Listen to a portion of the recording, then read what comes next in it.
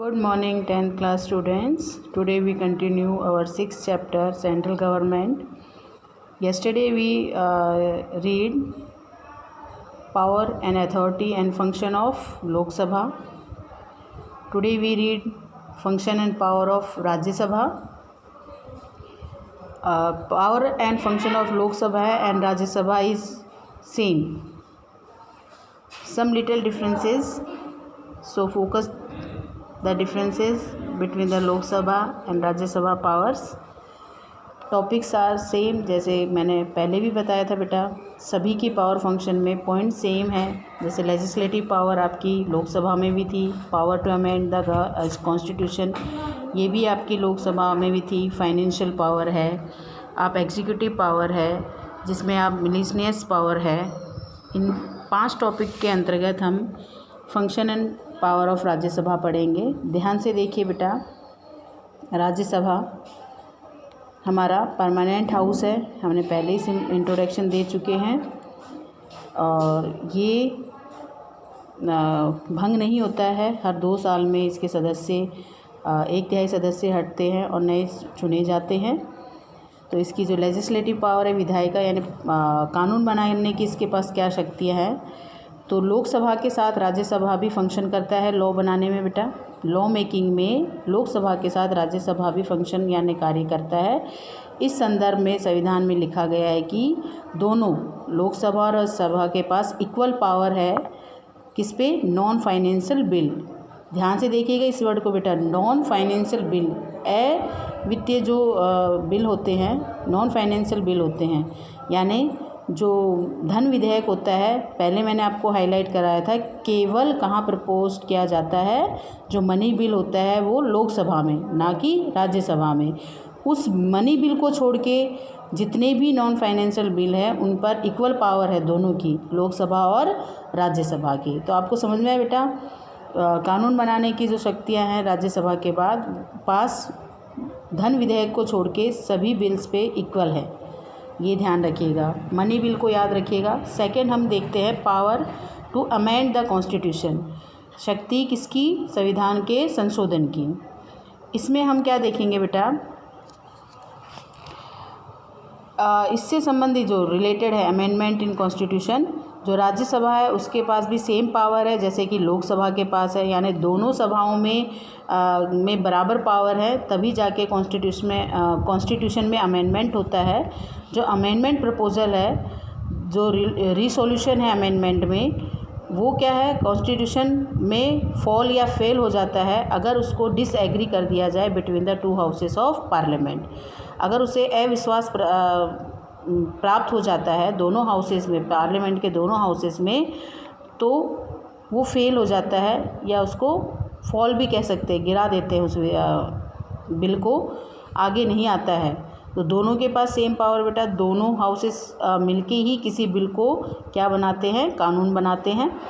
तो ये ध्यान रखिएगा, लोकसभा और राज्यसभा में इनके पास सेम पावर्स है।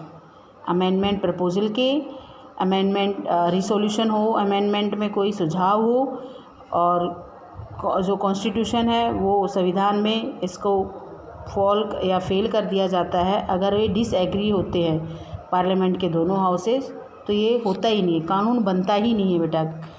अब आ जाइए आप फाइनेंशियल पावर, वित्तीय शक्तियाँ। ठीक है, क्या वित्तीय शक्ति है? राज्यसभा के पास कुछ फाइनेंशियल पावर हैं।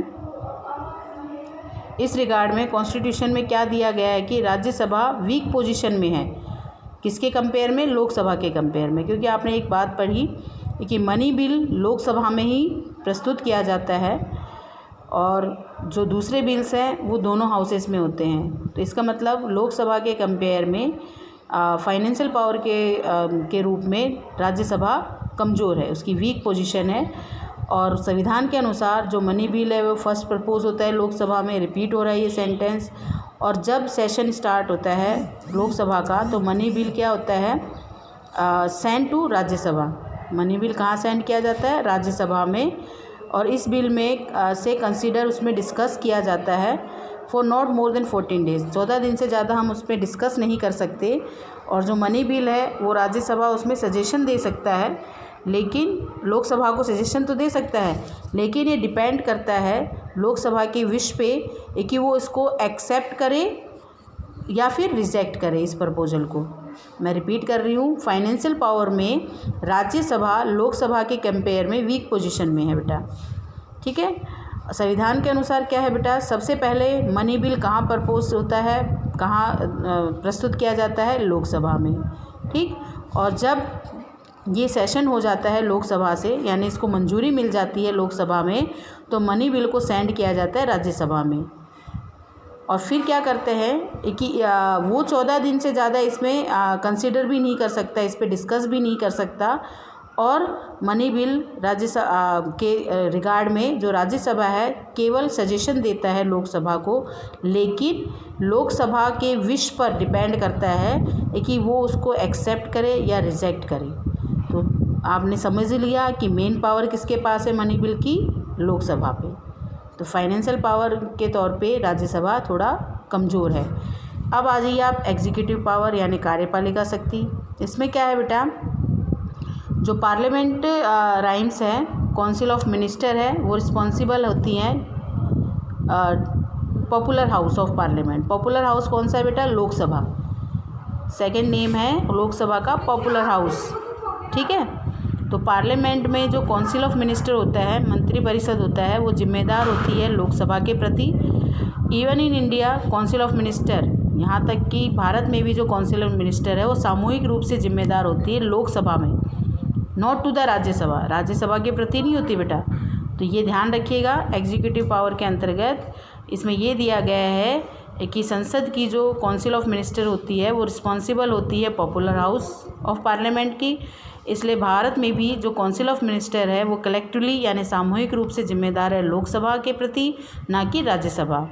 राज्यसभा के मेंबर क्या कर सकते हैं बेटा, सिर्फ क्वेश्चन पूछ सकते हैं, और जो पूरक क्वेश्चन है मंत्रियों के लिए वो कर रख सकते हैं, और वो क्रिटिसाइज़ कर सकते हैं उनको। ठीक है, और लेकिन कोई राइट नहीं है कि वो उसको रिमूव कर सकें। They have no right to remove them by mistrust resolution offer, लेकिन वो उन्हें हटा नहीं सकते।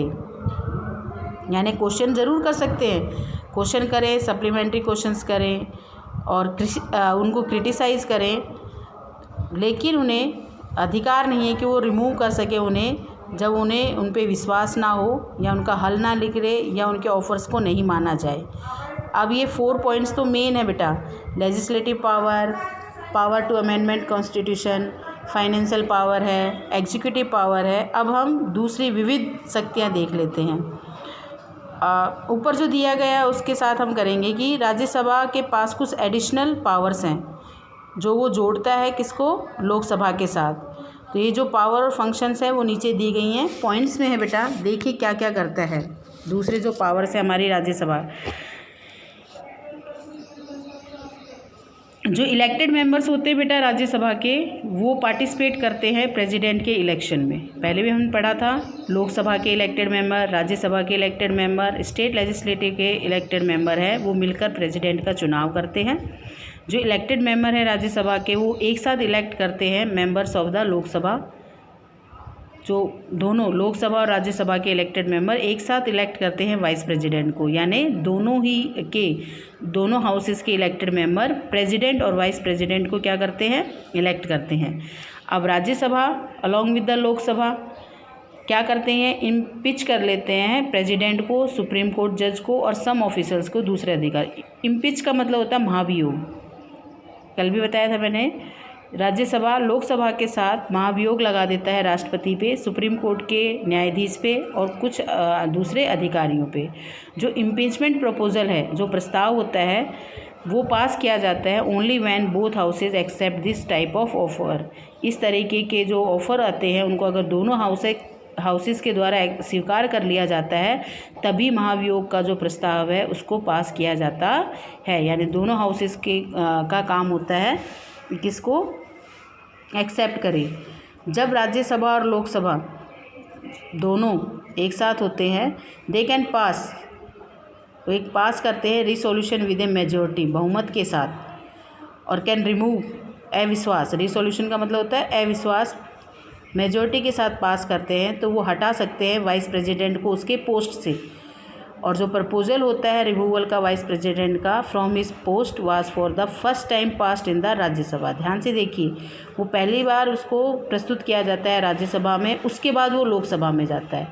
यहाँ उल्टा है ना, जब वाइस प्रेसिडेंट को हटाने का जो प्रपोजल होता है, रिमूवल प्रपोजल होता है उसके पोस्ट से हटाने का, वो सबसे पहले कहाँ पास होता है, राज्यसभा में, फिर जाता है लोकसभा में। ये इम्पॉर्टेंट है, अंडरलाइन कर लीजिएगा। अगर इमरजेंसी है, लगा दी गई है मोर देन 1 मंथ, तो इस टाइप के प्रपोजल में रिक्वायर्ड होता है कि वो अप्रूव्ड हो बोथ लोकसभा और राज्यसभा के द्वारा, एक स्पेशल मेजॉरिटी, अलग से एक स्पेशल मेजॉरिटी के द्वारा राज्यसभा और लोकसभा के द्वारा अप्रूव्ड हो ये प्रपोजल, जब हम 1 महीने से ज़्यादा किसी पे इमरजेंसी इम्पोज करते हैं यानी लगाते हैं।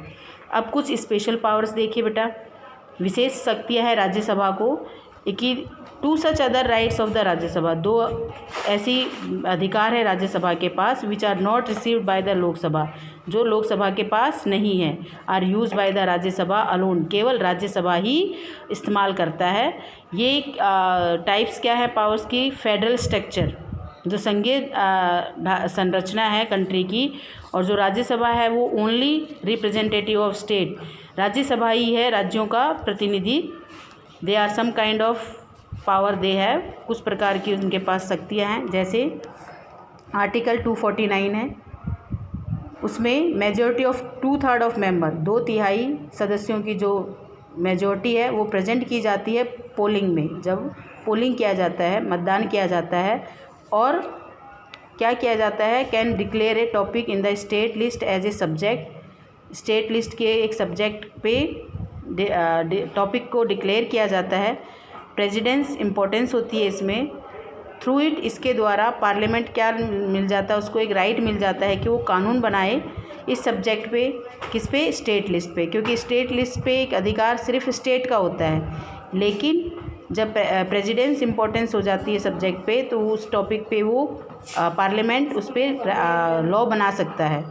आर्टिकल 312 में, संविधान के जो आर्टिकल 312 है, उसमें राज्यसभा पास करता है प्रपोजल किसके साथ, 2/3 मेजॉरिटी के साथ, और उस they can give the right to central government, क्योंकि वो सेंट्रल गवर्नमेंट को क्या करता है बेटा, इंस्टॉल करता है न्यू ऑल इंडिया सर्विसेज से, नए सभी भारत की सेवाओं के साथ। तो इसमें हमने देखा एक स्पेशल पावर में कुछ पावर्स ऐसी हैं जो राज्यसभा को ही दी गई हैं, जैसे स्टेट लिस्ट पे कानून बनाना, और दूसरा है एक जो राज्यसभा है वो पास करता है 2/3 मेजॉरिटी के साथ, और वो राइट देता है सेंट्रल गवर्नमेंट को कि वो इंडिया में नई सर्विसेज को इंस्टॉल करे यानी लागू करे।